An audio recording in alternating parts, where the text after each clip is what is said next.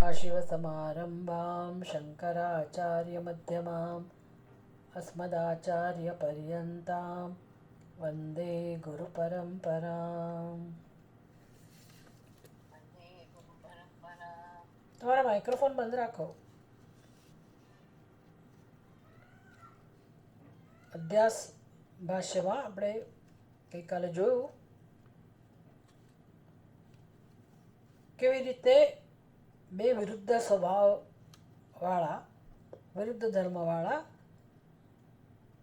બે ઘટકો વચ્ચે કેવી રીતે ઐક્ય શક્ય જ નથી, તાદાત્મ્ય શક્ય જ નથી.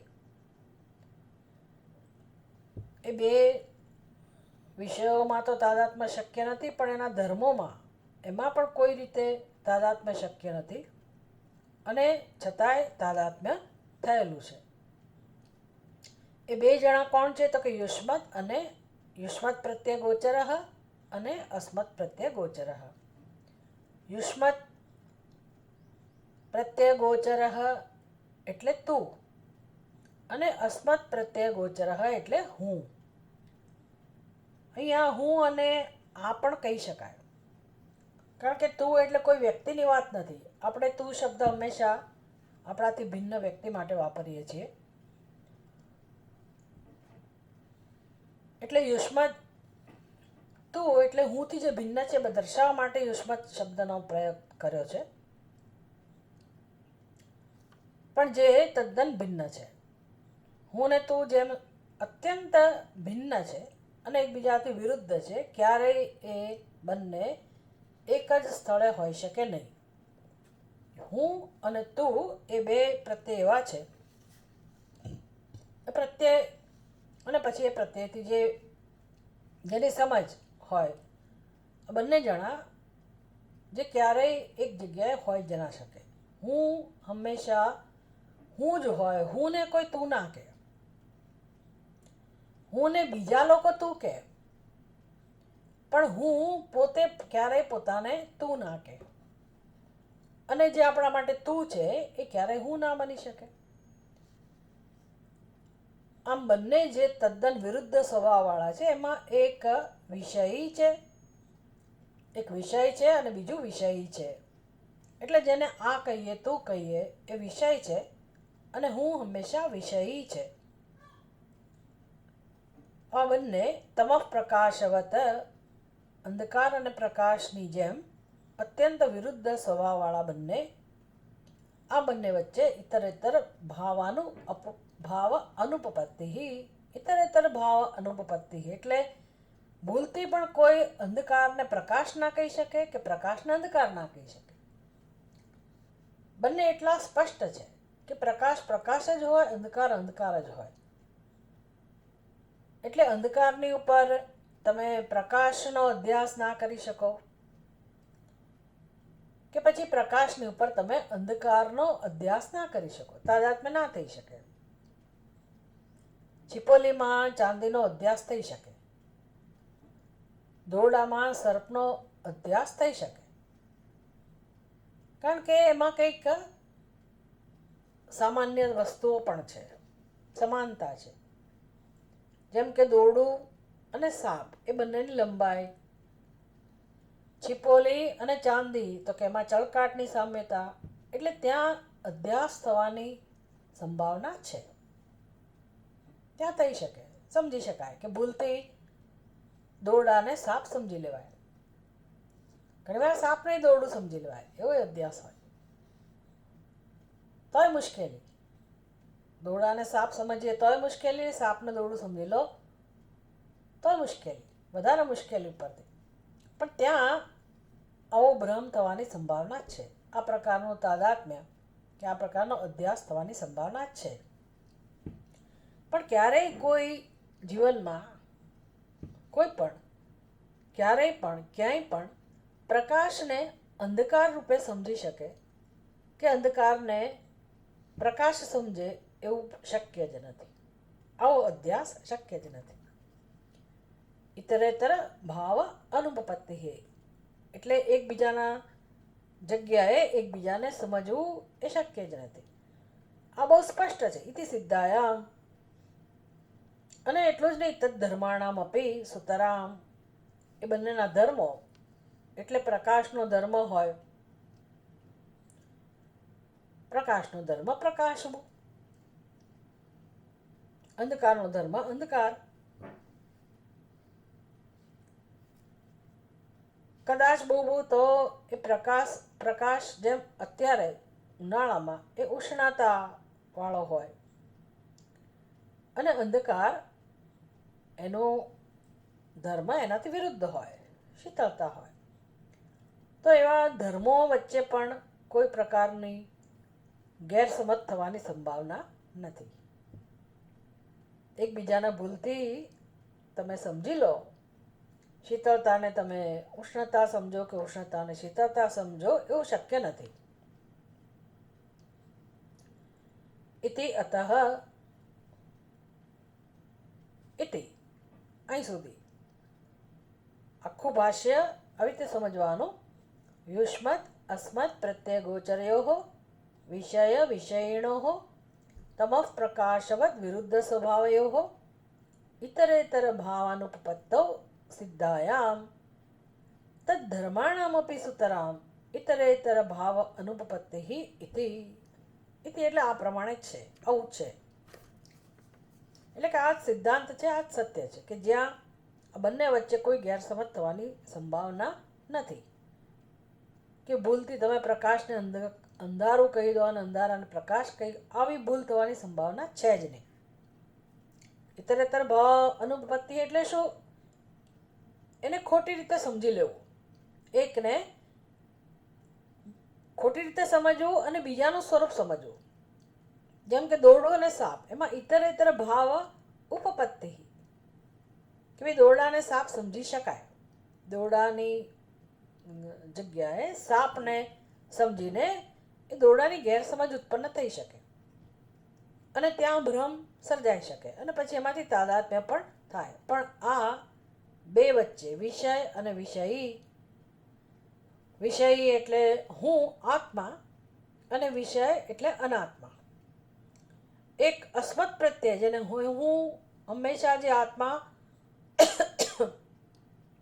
શબ્દ કહીએ ત્યારે જે પ્રત્યેક આત્મા એટલે કે હુંનો જ અર્થ હોય, આત્મા એટલે હું જ હોય, પછી બીજા માટે આત્મા શબ્દ ના વપરાય. કોઈ એવું કહે કે અમારો પુત્ર મારા માટે મારો તો આત્મા છે, તે ગૌણ અર્થ થયો, પણ આત્માનો મુખ્ય અર્થ તો હું જ હોય. અને માટે આત્માને કોઈ અનાત્મા સમજી બેસે કે અનાત્માને કોઈ આત્મા સમજી શકે એવી સંભાવના જ નથી. કેમ તો કે બંનેના સ્વભાવ અત્યંત વિરુદ્ધ છે. ઇતિ આવું છે. અને માટે અતઃ ધેરફોર, તો પછી જો કદાચ કોઈ કહે કે ભાઈ આ આત્મા એટલે અનાત્મા અને અનાત્મા એટલે આત્મા, એટલે કે એકને બીજું સમજી લેવું, આત્માને અનાત્મા સમજી લેવો અને અનાત્માને આત્મા સમજી લીધો હોય કોઈએ, અને કોઈ એવું જાહેરાત કરતું હોય કે આવું છે, તો આપણે શું કહીએ? તદ મિથ્યા, એ શક્ય નથી. એટલે કે અતઃ એટલે માટે, શક્ય નથી. માટે અસ્મત પ્રત્યય ગોચરે વિષયિણી ચિદાત્મકે, આ ત્રણેય સમાનાર્થી શબ્દો છે, એક જ વિભક્તિમાં છે. એટલે અસ્મત પ્રત્યય ગોચરે અર્થાત જેને આપણે આત્મા કહીએ છીએ, જેને હું કહીએ, જે વિષય છે અને જે ચૈતન્ય સ્વરૂપ છે, એ તો આપણે અત્યારે ચર્ચા કરીએ છીએ. આપણા કહેવાથી કંઈ આપણે એ ચૈતન્યથી ભિન્ન છીએ અને આપણે કહીએ છીએ કે ચૈતન્ય સ્વરૂપ છે, એવું નથી. એ ચૈતન્ય સ્વરૂપ છે એટલે જ આ બોલી શકાય છે અને એ હું ના રૂપમાં જ અભિવ્યક્ત થાય છે. એટલે જ્યાં પણ હુંની અભિવ્યક્તિ છે, ચૈતન્યની જ અભિવ્યક્તિ છે અને એ હંમેશા વિષય છે, દ્રષ્ટા છે. અને એના સિવાય જે છે, જેને આપણે હું નથી કહેતા, હું સિવાયનું બધું જ સમજી લેવાનું, એ શેમાં આવી જાય? શેમાં એનો સમાવેશ થાય? યુષ્મત પ્રત્યય ગોચરસ્ય. એટલે કે જે હું પ્રત્યય છે એનો વિષય નથી, ત્યારે શેનો વિષય છે? યુષ્મત પ્રત્યય ગોચર. હંમેશા, સદા, સર્વદા, સર્વત્ર અને સર્વ સમયે સદાકાલે જે યુષ્મત પ્રત્યેનો જ વિષય છે તેવા વિષયમાં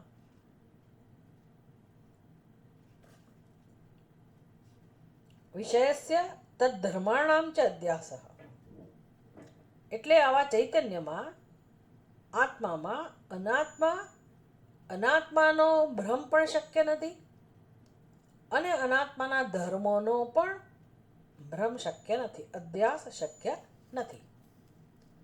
આત્મામાં અનાત્માનો કે અનાત્માના ધર્મોનો અધ્યાસ શક્ય નથી, એટલે કે આત્માને અનાત્મા સમજવું ક્યારેય શક્ય નથી.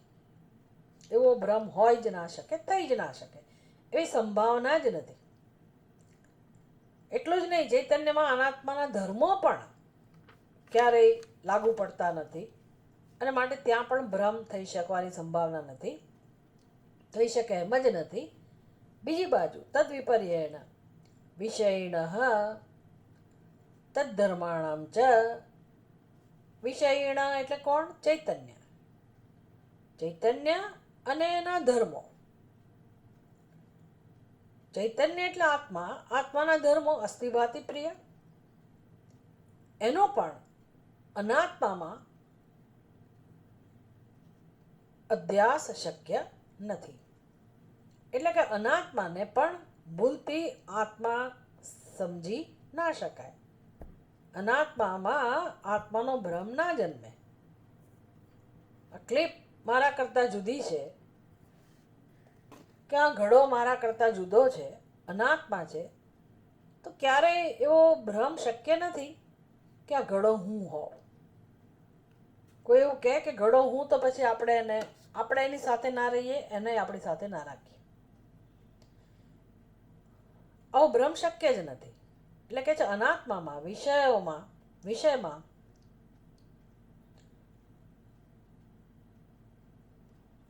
આત્માનો ધર્મ, આત્માનો અધ્યાસ કે આત્માના ધર્મનો અધ્યાસ, કે આ ઘડો હાલતો ચાલતો છે, કે આ ક્લિપ બોલે ચાલે છે, કે આ ક્લિપ ચૈતન્ય સ્વરૂપ છે, એવો ભ્રમ થવાની સંભાવના નથી.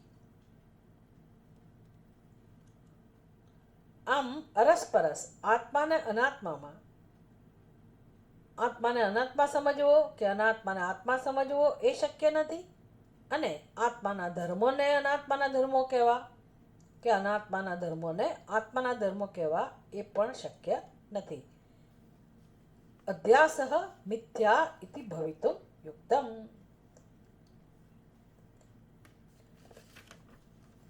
એટલે અરસપરસ જે અધ્યાસ છે એ ક્યારેય શક્ય નથી. મિથ્યા, ઇટ્સ નોટ પોસિબલ. મિથ્યા ઇતિ ભવિતુમ યુક્તમ.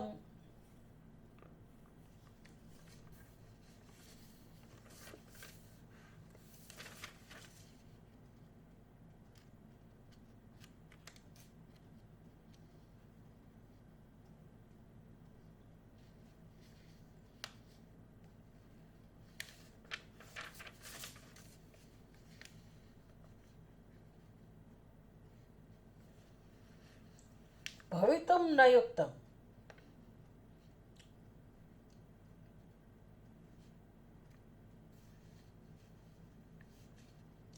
મિથ્યા ભવિતુમ યુક્તમ. મિથ્યા ઇતિ ભવિતુમ યુક્તમ એટલે કે જે શક્ય જ નથી. આવો અધ્યાસ અરસપરસ શક્ય જ નથી.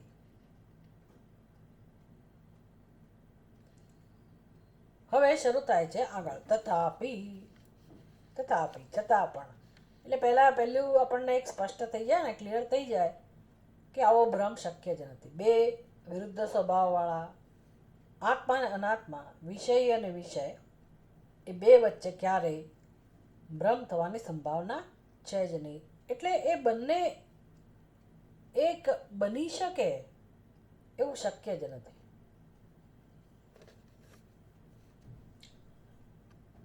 અને છતાં પણ, તથાપી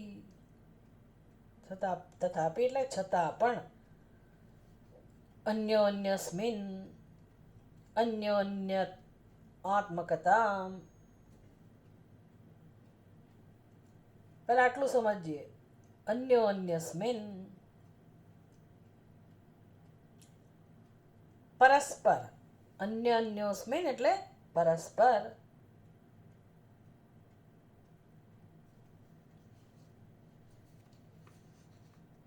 એટલે કે આત્માને અનાત્મા સમજવો અને અનાત્માને આત્મા સમજવો. અન્યોન્ય આત્મકતામ. આત્મકતામ એટલે સ્વરૂપ. આત્મકતા એટલે સ્વરૂપ. અનાત્મકતા એટલે અનાત્માનું સ્વરૂપ.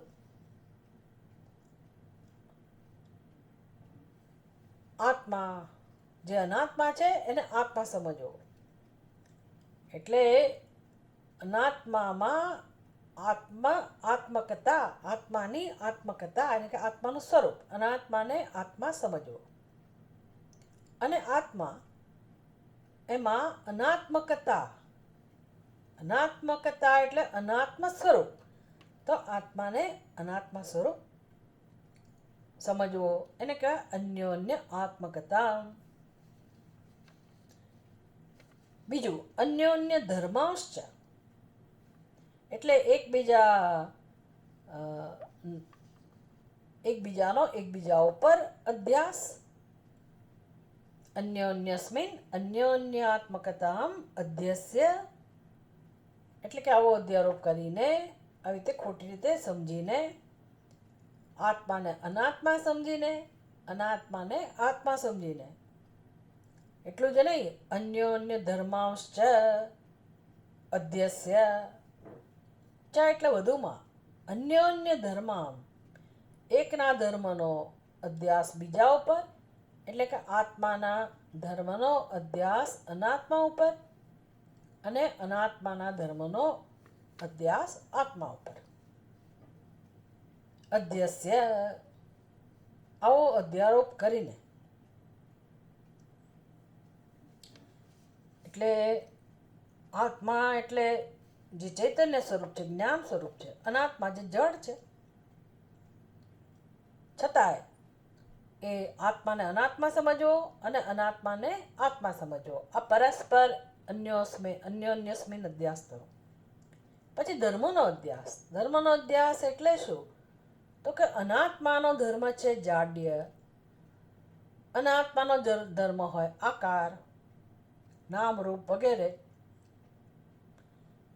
તો એ જડતા અને જે આકાર, આ બધાનો અધ્યારોપ અને ધર્મો થયા અનાત્માના. એનો આરોપ નિરાકાર ચૈતન્ય સ્વરૂપ આત્મા ઉપર. આવો અધ્યારોપ છે. બીજી બાજુ આત્માના ધર્મો, ચૈતન્ય, ચેતનતા, જ્ઞાન, એ આત્માના ધર્મોનો અધ્યારોપ અનાત્મામાં. એટલે હુંપણું એ બધાનો આરોપ અનાત્મા ઉપર થયેલો છે. આમ પરસ્પર એના ધર્મોનો અધ્યારોપ પણ થયેલો છે.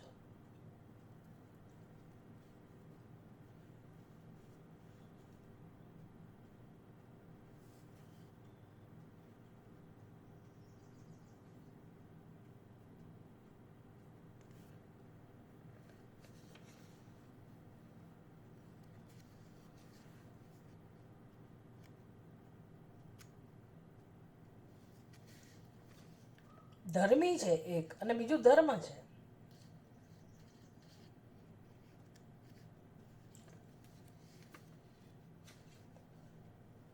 તથાપિ અન્યોન્યસ્મિન અન્યોન્યાત્મકતા અન્યોન્ય ધર્માશ્ચ અધ્યસ્ય ઇતરેતર અવિવેકેન.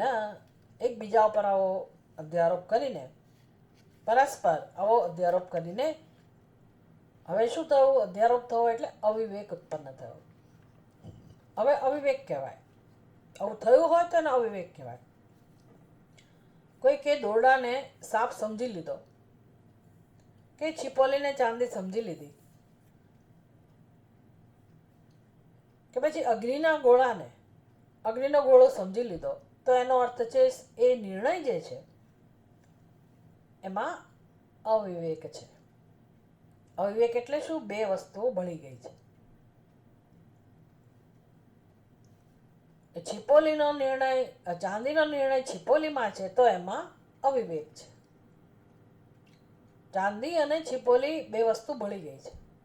બુદ્ધિમાં બહાર કશું ભળ્યું નથી. જ્યાં સર્પ દેખાય છે ત્યાં બે વસ્તુઓ છે. એ બે વસ્તુઓ જુદી નથી જણાતી, એનું નામ અવિવેક. એવી જ રીતે આપણા જીવનમાં મહા અવિવેક,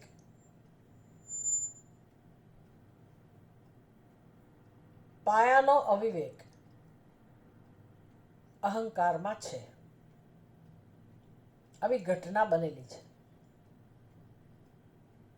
એટલે કે અવિવેક છે. બે વસ્તુઓ ભેગી થઈ ગયેલી છે આપણા અહંકારમાં. અવિવેકેન અત્યંત વિવિક્તયોઃ ધર્મધર્મિણોઃ. અત્યંત વિવિક્તયોઃ, બે જે તદ્દન જુદા છે પણ એને જુદા નહીં સમજવાતી.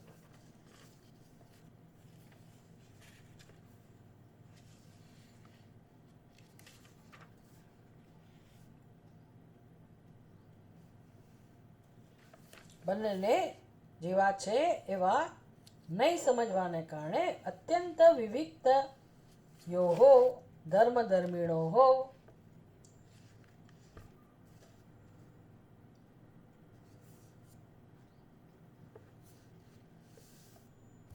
ધર્મધર્મિણોઃ એટલે શું? આ જે બંને જુદા છે, બંનેના સ્વરૂપ જુદા છે, ધર્મ જુદા છે અને ધર્મી એ બંને સ્વયં પોતે પણ એકબીજાથી ભિન્ન છે. અન્યોન્ય સ્વરૂપ અને અન્યોન્ય ધર્મ, આ બંનેનો અધ્યારોપ કરીને એટલે હવે શું થયું? આ અધ્યારોપને કારણે બે વસ્તુ એક બની ગઈ.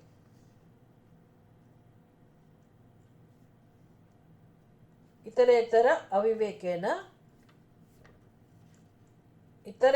અવિવેકેન એટલે બંનેને સ્પષ્ટ રીતે નહીં જાણવાને કારણે, જે જુદા જ છે એવું નહીં જાણવાને કારણે,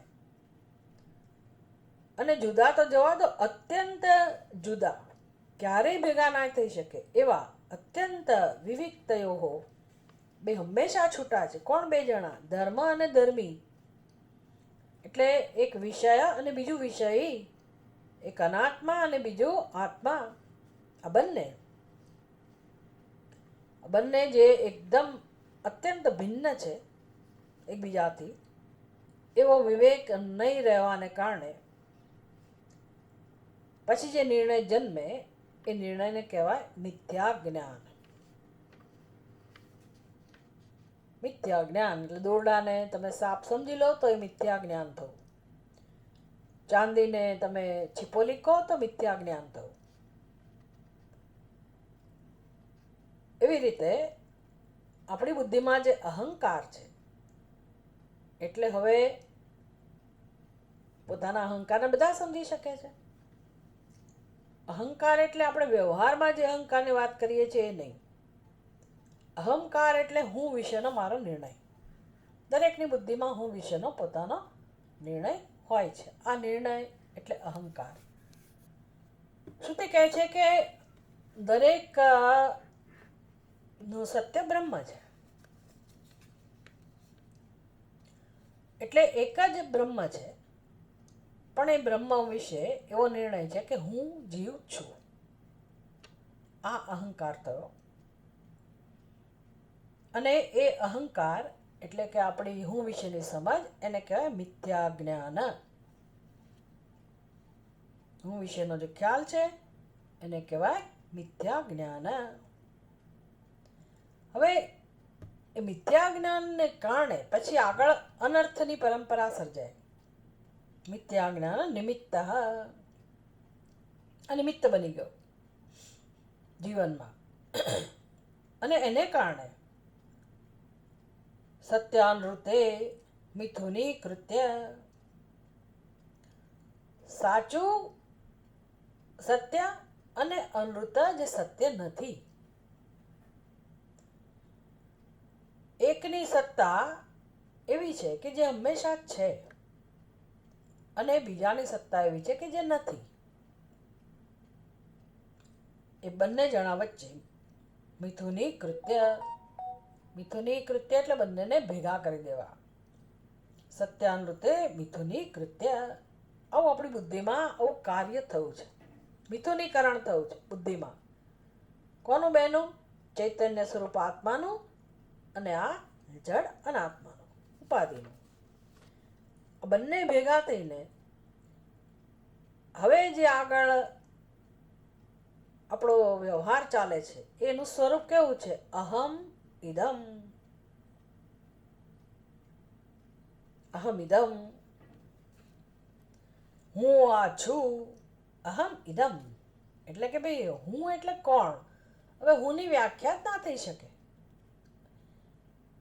હુંની વ્યાખ્યા ના થઈ શકે કારણ કે એ તો અનંત છે, એ તો નિર્ગુણ નિરાકાર છે.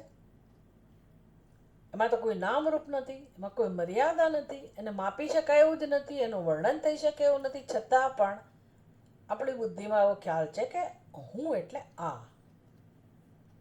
અહમ ઇદમ, હું આ છું. મને ઓળખ્યો? મને ઓળખી? આમ હું કોણ? તો કે હું એટલે આ શરીર, હું એટલે મનુષ્ય, હું એટલે બ્રાહ્મણ, હું એટલે ક્ષત્રિય, હું એટલે પુરુષ, હું એટલે સ્ત્રી. આને કહેવાય અહમ ઇદમ, હું આ છું. પછી એટલું ત્યાંથી અટકતું નથી. પછી મમ ઇદમ, મારું આટલું આટલું છે. મમ ઇદમ. અને બધાની બુદ્ધિમાં આવી જ સમજ છે. હું આ છું અને આ મારું છે. ક્યાં રહો છો? તો કે આ વિસ્તારમાં રહું છું, અહીંયા મારું ઘર છે. કોણ કોણ ઘરમાં છે? આટલા મારા સભ્યો છે, આ મારો પરિવાર છે. પછી એમાંથી મારું મારું જે આગળ હોય ઓળખ માટે આખો બાયોડેટા આપણો, અને કહેવાય મમ ઇદમ. અહમ ઇદમ અને મમ ઇદમ. પછી એમાંથી આ હું, આ સુખ મારું, ના દુઃખ મારું, આ જીવન મારું, અને હું સુખી ને હું દુઃખી, અને હું જન્મ્યો ને હું મર્યો. ઇતિ નૈસર્ગિકોયમ લોક વ્યવહાર. ઇતિ અયમ વ્યવહાર, અયમ લોક વ્યવહાર. એટલે આ જીવોનો વ્યવહાર, મનુષ્યોનો જે વ્યવહાર છે, નૈસર્ગિક. નૈસર્ગિક એટલે સહજ રૂપે ચાલ્યા કરે છે. પણ મૂળમાં મિથ્યા જ્ઞાન છે. નિમિત્ત શું છે આ વ્યવહારનું? તો કે મિથ્યા જ્ઞાન. આનું નામ સંસાર છે ને. જગતમાં સર્વત્ર આ જ છે. ઇતિ નૈસર્ગિક અયમ લોક વ્યવહાર. બહુ સરસ અધ્યાસ આપણને સમજાવ્યું છે, જેથી આપણે આ જ્ઞાનનો પરિચય મેળવીએ.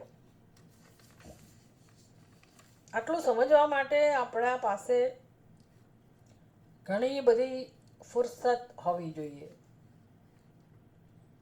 જીવનમાં આપણે પોતાના માટે કંઈક સમય કાઢીએ અને એનો પાયામાં જઈએ તો જ સમજાય કે ઓહો, આ તો આખા આટલું જીવ્યા, આટલું કરીએ છીએ, જન્મો જન્મોથી કરીએ છીએ, પહેલાં મૂળમાં તો અજ્ઞાન છે, ભ્રમ છે.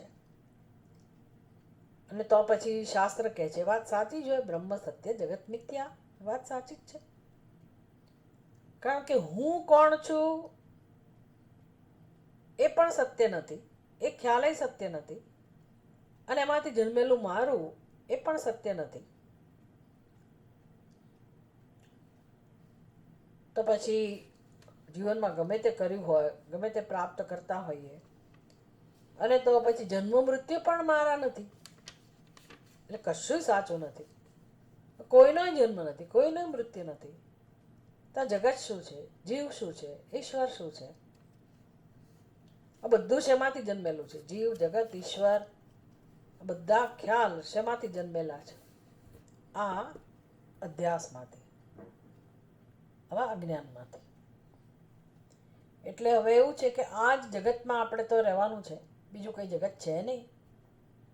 જે જ્ઞાનથી ભરેલું હોય, જ્યાં બધાની બુદ્ધિમાં સ્પષ્ટતા હોય. કારણ કે આ જગત શક્ય ત્યારે જ છે જ્યારે અજ્ઞાન હોય. જ્ઞાનથી ભરેલું જગત એટલે શું? સર્વમ ખલુ ઇદમ બ્રહ્મ, એટલું જ. એકમેવા દ્વિતીયમ, એનું નામ જ જ્ઞાનથી ભરેલું. પછી એમાં જગત ના હોય. જગત હોય પણ આપણે સમજીએ છીએ એવું જગત ના હોય. આપણું જગત એટલે કયું? હું અને મારું. આ નિમિત્ત અજ્ઞાન જે છે એમાંથી હું ને મારું જન્મ્યું છે. અજ્ઞાનનું સ્વરૂપ આપણને સમજાયું, જે નિમિત્ત છે અજ્ઞાનનું સ્વરૂપ સમજાયું. કે કેવું અજ્ઞાન છે? તો કે જે ચૈતન્ય સ્વરૂપ, જ્ઞાન સ્વરૂપ છે આત્માને અનાત્મા સમજી લેવામાં આવ્યો છે, અને અનાત્માને આત્મા સમજી લેવામાં આવ્યો છે. અને આવો નિશ્ચય આપણી બુદ્ધિમાં છે. આ નિમિત્ત છે આપણા કાલ્પનિક જગત માટે. એટલે આપણે જે સમજીએ છીએ જગત, એવું જગત વાસ્તવમાં બહાર તો ક્યાંય નથી.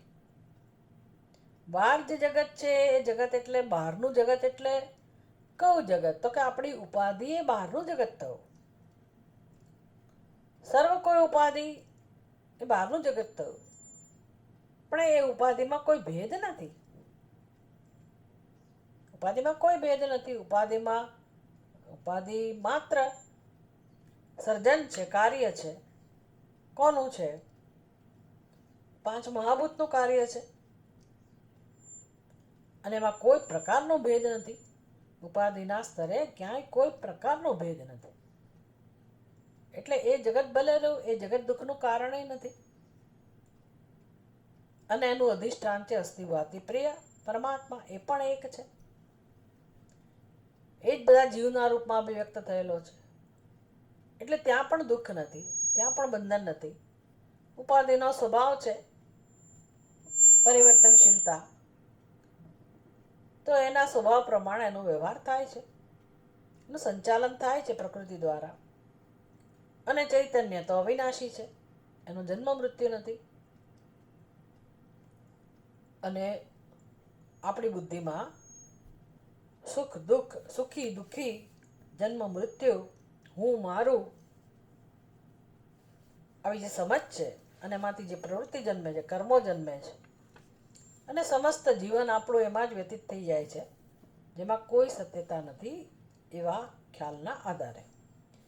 એટલે ઈશ્વર સૃષ્ટિને માણવાનું રહી જાય છે, પરમાત્માને સમજવાનું રહી જાય છે.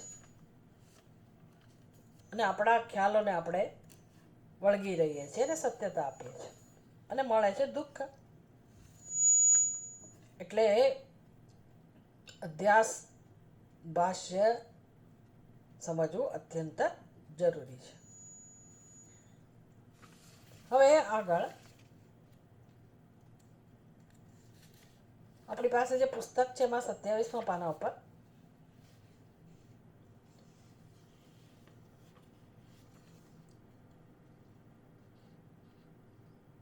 અધ્યાસ લક્ષણમ ભાષ્યમ, પછી એનો ટોપિક છે અધ્યાસ લક્ષણ ભાષ્યમ.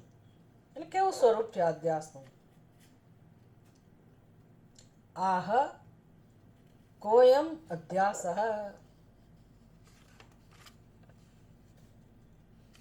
નામ ઇતિ.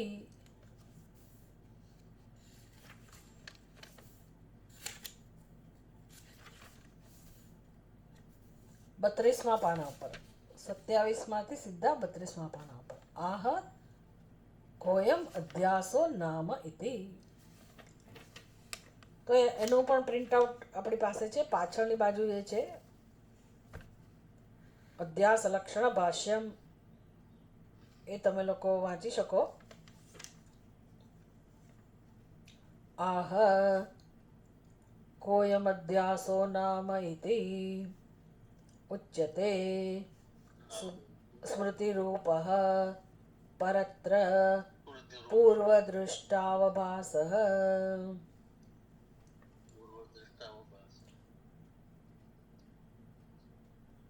હવે છે ને અધ્યાસનું લક્ષણ સમજાવશે આપણને કહ અયમ અધ્યાસ નામ ઇતિ. કે અધ્યાસ કોને કહેવાય?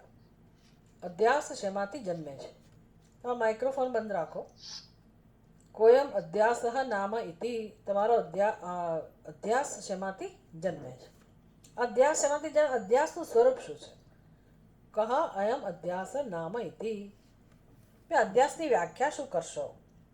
અને અધ્યાસ ખરેખર કેવી રીતે જન્મે છે? આવી ભૂલ કેવી રીતે થાય છે? કેમ સમજવું આને? એટલે એનો પ્રયત્ન છે સમજાવવા માટેનો. અધ્યાસ લક્ષણ, અધ્યાસ લક્ષણ ભાષ્ય. કહ અયમ અધ્યાસો નામ ઇતિ. આ પ્રશ્ન થયો, આક્ષેપ.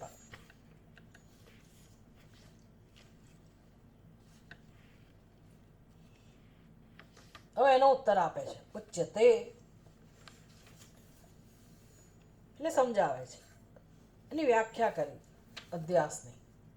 સ્મૃતિરૂપ પરત્ર પૂર્વ દૃષ્ટ અવભાસ. આ એક વ્યાખ્યા થઈ. અધ્યાસ એટલે સ્મૃતિરૂપ પરત્ર પૂર્વ દૃષ્ટ અવભાસ.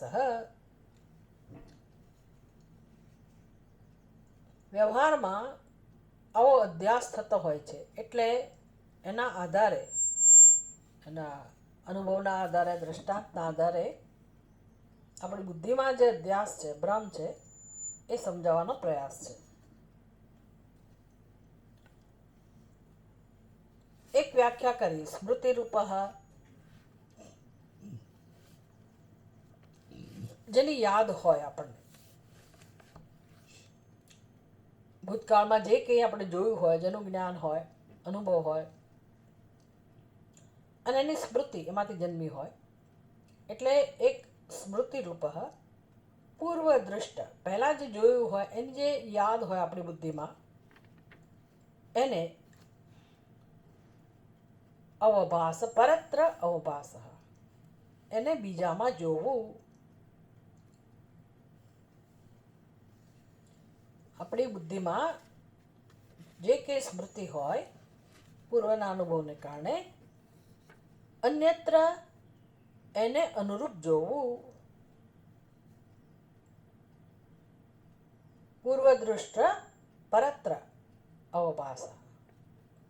પૂર્વદૃષ્ટ સ્મૃતિરૂપ, પહેલા જોયું હોય એની યાદ હોય, અને એને પરત્ર બીજે જોવું. એનું નામ છે અધ્યાસ. એટલે આપણને ભાસ થાય. ચાંદી આપણે વ્યવહારમાં જોઈ હોય, ચાંદીનું જ્ઞાન હોય આપણને, અને એને છીપોલીમાં જોવી. એટલે બુદ્ધિમાં યાદ છે કે આ ચાંદી એટલે શું. પણ એવું કંઈ સમજ સાથે આપણે નિર્ણય નથી લેતા. ચાંદી કોને કહેવાય, ચળકાટવાળી ચાંદી હોય એવું જ્ઞાન છે આપણને, સ્મૃતિ છે. અને એ જ ચાંદીનું દર્શન આપણને છીપોલીમાં થાય. એટલે છીપોલીનું અસ્તિત્વ, છીપોલીનું જ્ઞાન, છીપોલીનું સ્વરૂપ, આમાંનું કશું આપણને ના દેખાય. પણ છીપોલી છે ત્યાં જ પેલી ચાંદી બુદ્ધિમાં હતી એ દેખાય. એ દેખાય ને અવભાસ કહેવાય. એટલે જળનો અવભાસ, આપણે મૃગજળ કહીએ, ઝાંઝવાનું જળ કહીએ, તો એમાં જળનું જ્ઞાન હોય, સ્મૃતિ હોય, પણ એ જ્યાં નથી ત્યાં દેખાય. પરત્ર બીજામાં, જળમાં જળ દેખાય એને આભાસ ના કહેવાય. જ્યાં જળ નથી ત્યાં જળ દેખાય છે. પણ જળ દેખાય છે કેમ? તો કે મારી બુદ્ધિમાં કંઈક તો સંસ્કાર છે એના, ચાંદીના, જળના, સર્પના સંસ્કાર બુદ્ધિમાં છે સ્મૃતિના રૂપમાં. પણ હું એને ક્યાં જોઉં છું? જ્યાં નથી ત્યાં. પરત્ર. આ વ્યાખ્યા થઈ. આવું જોવું એને અવભાસ કહેવાય.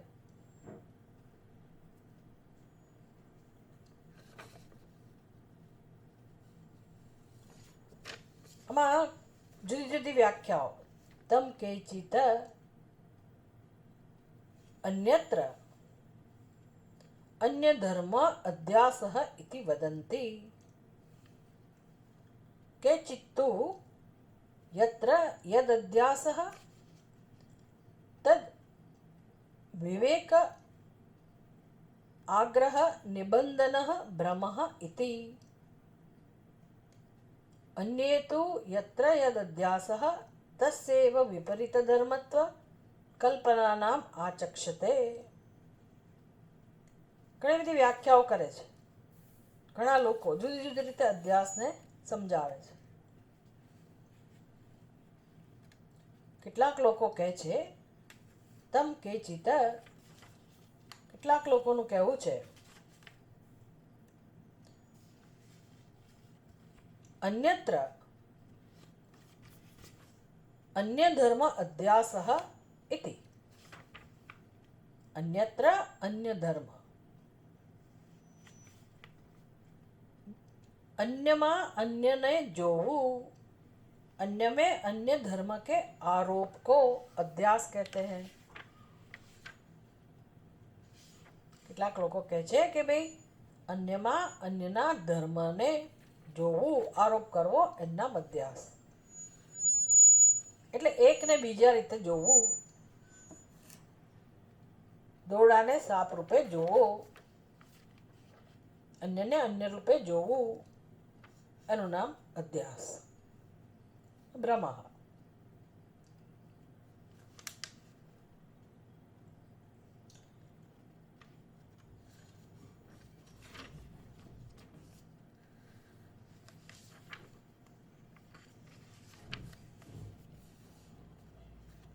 કેચિદ યત્ર કેચિત્તુ, બીજા કેટલાક લોકો કહે છે યત્ર યદ અધ્યાસઃ તદ વિવેક આગ્રહ નિબંધનઃ ભ્રમઃ ઇતિ.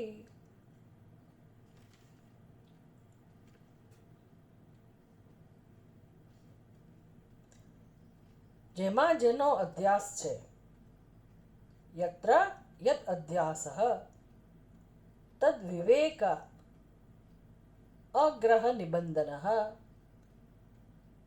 એકને બીજી રીતે જોવાનો ક્યારે બને તો કે વિવેક અગ્રહ, વિવેક નહીં હોવાને કારણે. એ બે વચ્ચેનો ભેદ નહીં સમજવાને કારણે અધ્યાસ થયો. જેમાં જેનો અધ્યાસ છે, એટલે કે છીપોલીમાં ચાંદી દેખાય હોય તો છીપોલી અને ચાંદી વચ્ચે જે વિવેક છે એ વિવેક ત્યાં ગ્રહણ ના થયો, વિવેક ધ્યાનમાં ના રહ્યો, અને માટે છીપોલી ચાંદીના રૂપમાં જણાય છે.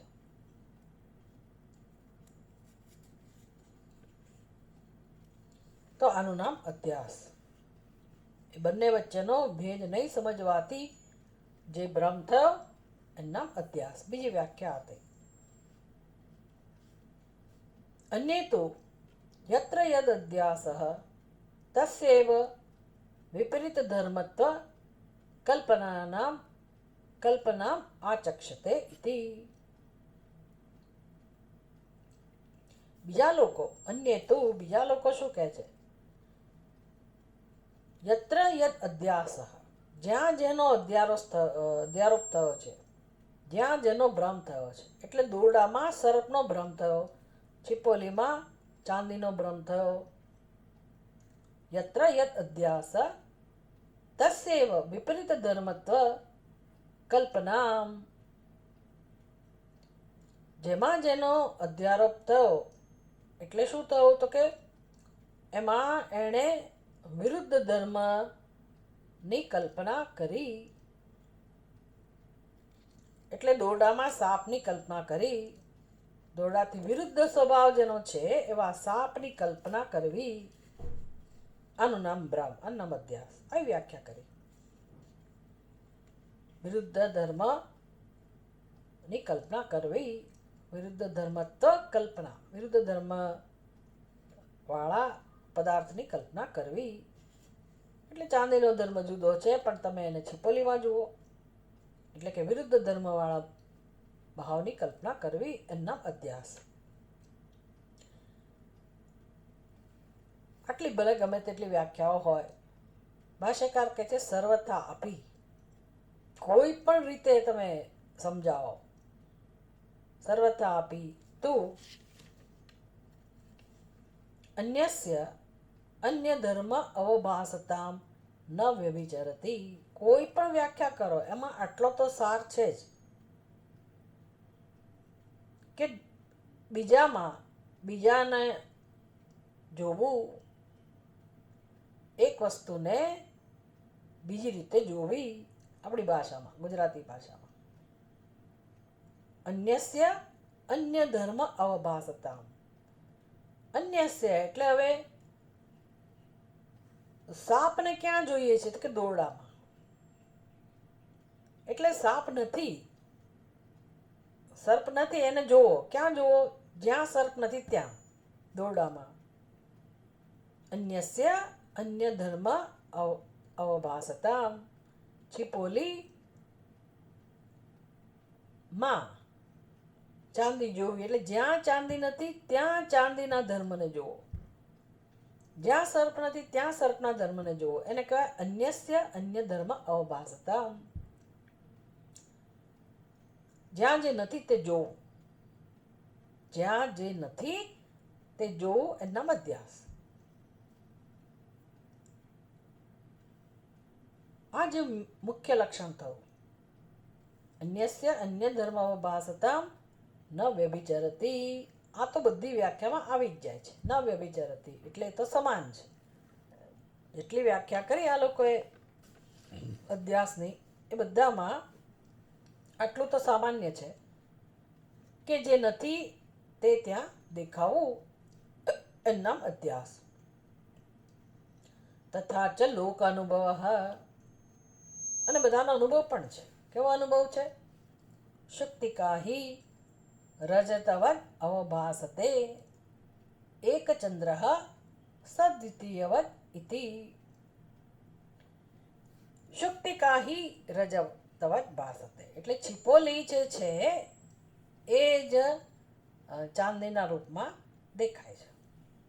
રજતવદ અવભાસતે, જે નથી, છીપોલી જે નથી એવા રૂપમાં ભાસે છે.